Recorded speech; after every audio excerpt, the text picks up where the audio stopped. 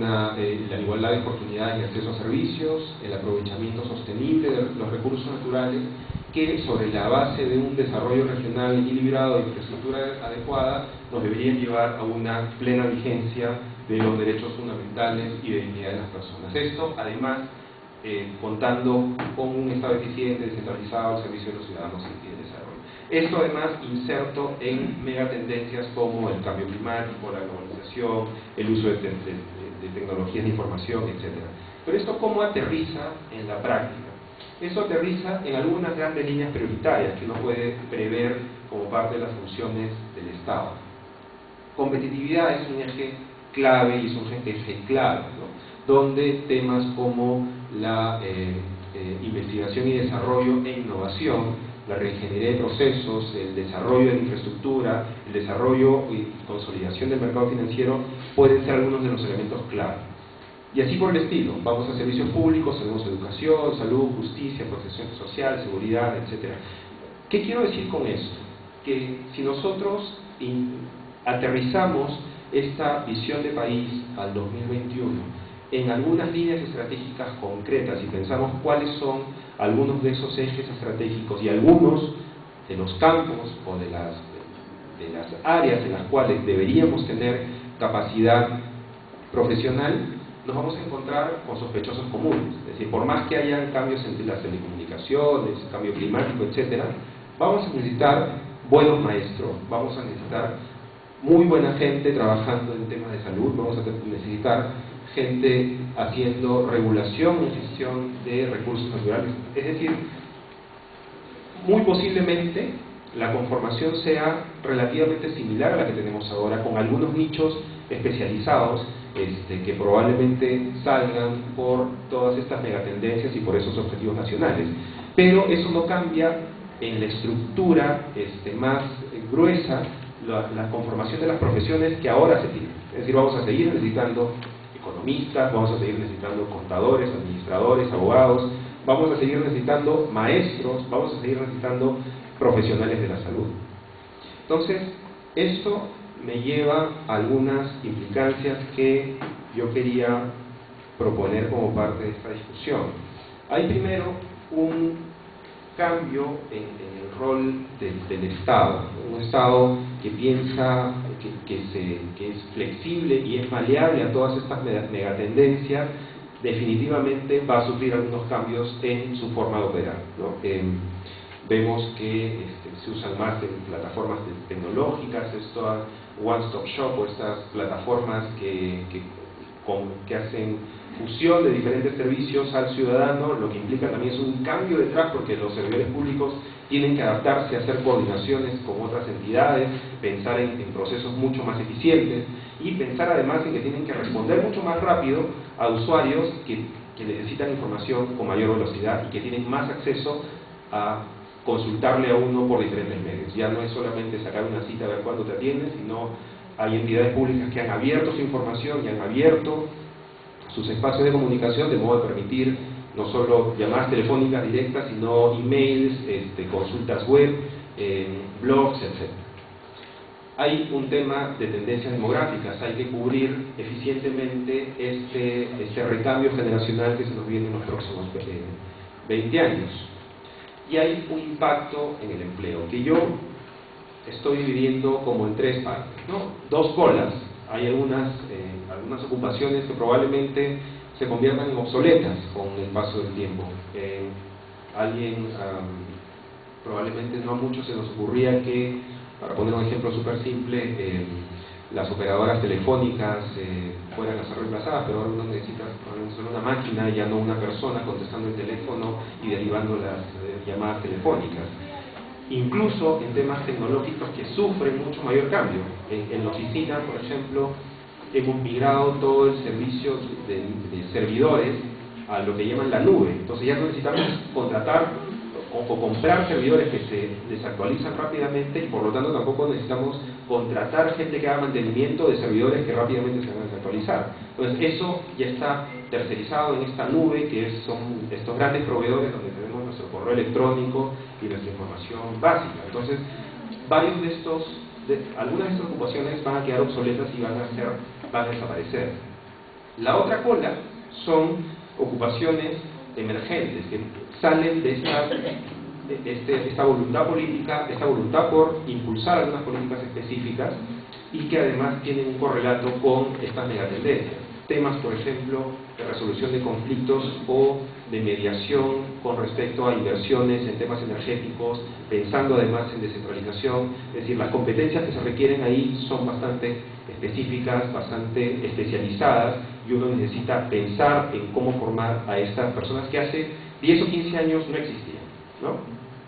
Y en el medio hay una serie de ocupaciones que van a seguir funcionando, que van a seguir operando, pero que requieren actualización continua.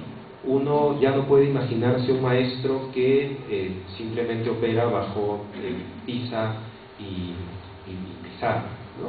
Incluso en zonas rurales. Yo he tenido la oportunidad de ver cómo a través del programa Huascarán los niños aprendían con estos software preparados especialmente, y era evidente que los niños aprendían con mucha mayor velocidad que lo que los maestros estaban en capacidad de dominar el software que estaban enseñando, ¿no? Entonces, esa capacidad, este uso de tecnologías y este cambio que se requiere en algunas de estas profesiones se hace cada vez más evidente. Y en algunas profesiones no es estas innovaciones tecnológicas, sino el abrirse a espacios donde se necesita mucha mayor multidisciplinariedad, donde tú puedes ser el economista superespecialista, pero tienes que tener una mirada mucho más holística del entorno, y se necesita que además sepas interpretar y hablar como abogado, y se necesita probablemente que sepas interpretar y hablar como sociólogo, si es que tienen que interactuar en algún campo donde se requiera. Entonces, esta mirada mucho más multidisciplinaria es requerida ahora aún con más fuerza. Y entonces esto me lleva a concluir que probablemente, si uno corta las colas, lo que necesitamos es fortalecer las competencias de este grueso de carreras que ya existen, pero cuyas competencias han cambiado y están en continuo cambio y mutación. Y esto me lleva a hablar del rol que tienen, ya no las carreras, sino las competencias que se requieren en estas carreras específicas. Entonces, ¿qué es lo que necesitamos? Necesitamos servidores públicos capaces de ofrecer servicios y tomar decisiones en un contexto incierto y cambiante, ¿no? Entonces, ¿cuáles son los desafíos que nos plantea este contexto? Primero, hay un desafío de tratar de entender qué cosas son las competencias, cómo se gestionan competencias, para qué sirven y qué uso o qué utilidad pueden tener en un contexto de gestión pública. Nosotros, ya estoy hablando como Servir, a mitad del año pasado lanzamos el primer concurso o la primera convocatoria de gerentes públicos. Tal vez ustedes hayan escuchado hablar de los gerentes públicos. Los gerentes públicos, más allá de ser un laboratorio visto desde el punto de vista de nosotros, donde estamos probando una serie de herramientas, como por ejemplo contratos basados en resultados, convocatorias hechas a través de terceros, headhunters, etcétera. Uno de los temas principales es que se hace una gestión por competencia. Y una de las primeras cosas que hemos logrado es que identificar cuáles son las competencias que se requieren o que requieren los directivos públicos. Entonces, este es un ejercicio que nos ha tomado un año consolidar. Empezamos con perfiles que tenían alrededor de 12 competencias, y era imposible evaluar 12 competencias solamente en el proceso de selección, y hemos aterrizado en estas 6 que de alguna manera condensan ese perfil que se requiere del nuevo directivo público, ¿no? Un liderazgo catalizador, una adecuada lectura del entorno, una relación adecuada con un entorno que puede ser hostil, una orientación a resultados, lo cual implica además una empatía con el ciudadano. El ciudadano es el bienestar del ciudadano es el fin último de los servidores públicos, cómo uno piensa en resultados pensando además o poniéndose en los zapatos de lo que ese ciudadano está requiriendo. Sentido de urgencia, aquí no sé cuántos servidores públicos hay, pero las cosas en el sector público cambian de un momento a otro y de pronto tienes que presentar cosas que no tenías previsto en tus planes. Entonces, ese sentido de urgencia está prevalente en la gestión pública. Tolerancia y flexibilidad. Hay un contexto muy cambiante donde hay que tener una capacidad de resiliencia, pero además una capacidad de adaptabilidad muy grande como servidor público, principalmente si estás a un nivel en el que vas a tener mucha presión, y diálogo efectivo y articulador que permita una adecuada comunicación y una adecuada negociación, además poniéndonos en los zapatos de estas personas que toman decisiones. Muchos de esos gerentes públicos están además trabajando en gobiernos regionales que sufren mucha presión, alta presión de la ciudadanía. Y entonces este enfoque de competencias lo que nos permite es ir más allá de las carreras, ¿no?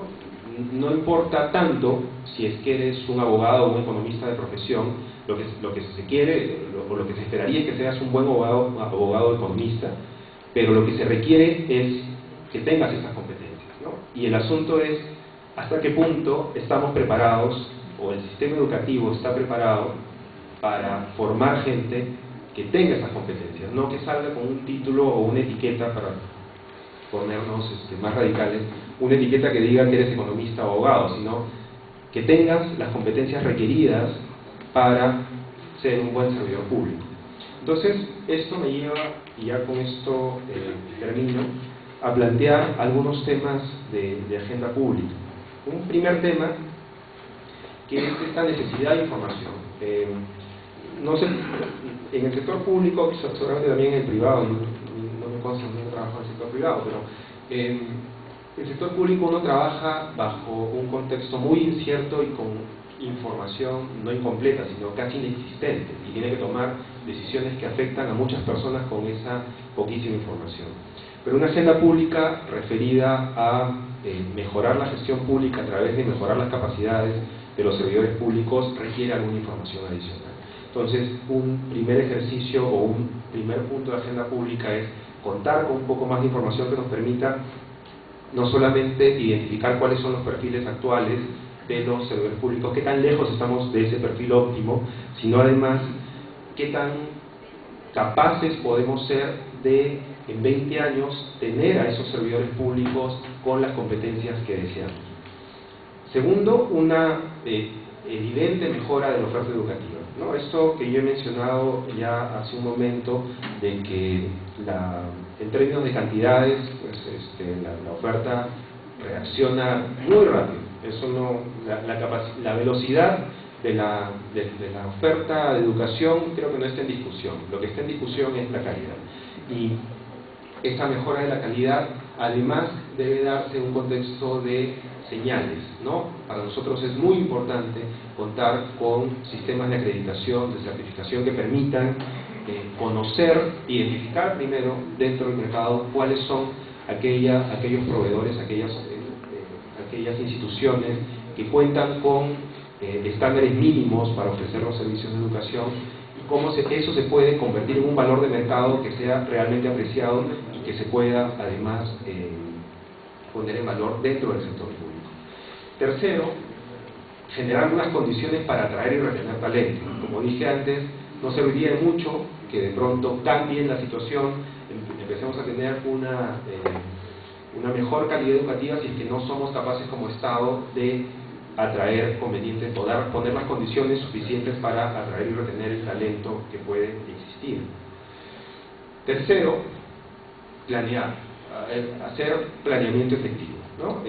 Nosotros, a lo largo de estos 2 años que tenemos de funcionamiento, hemos visitado muchas entidades públicas y son realmente excepciones las que podemos contar donde los temas de capacitación se hacen bajo un planeamiento estratégico o al menos operativo mínimo, ¿no? La capacitación llega tarde, mal y nunca, se priorizan, o sea, nosotros nos hemos encontrado con cosas tan ridículas como recursos muy escasos en alguna entidad para hacer capacitación, y sin embargo uno de los cursos de capacitación de ese año era etiqueta social con Frida Jola. Entonces uno se pregunta, ¿realmente eso era lo más necesario en esta entidad pública?